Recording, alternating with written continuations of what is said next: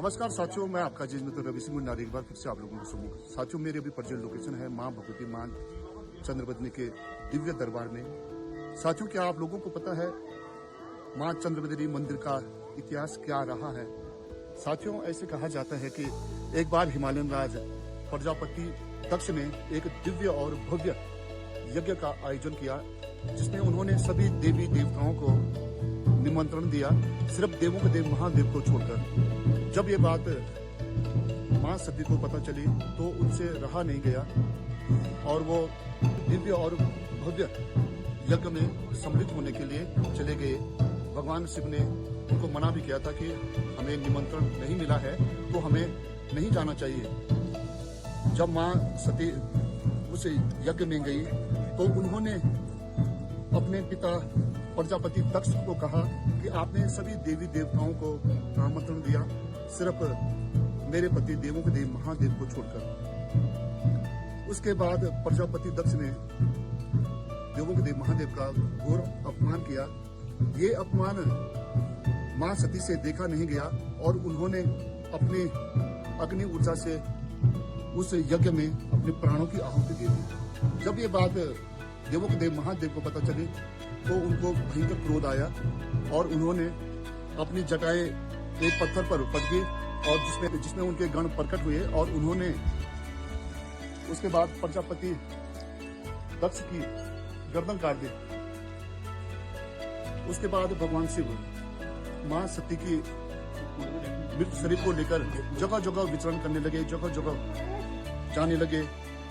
धरती आकाश पाताल एकदम त्राही माम करने लगा साथियों।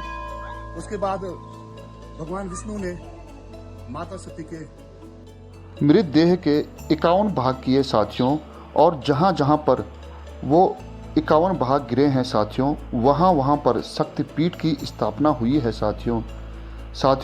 माँ चंद्रबदनी मंदिर उत्तराखंड राज्य के टिहरी जनपद में स्थित है और यह मंदिर चंद्रकूट पर्वत पर स्थित है साथियों।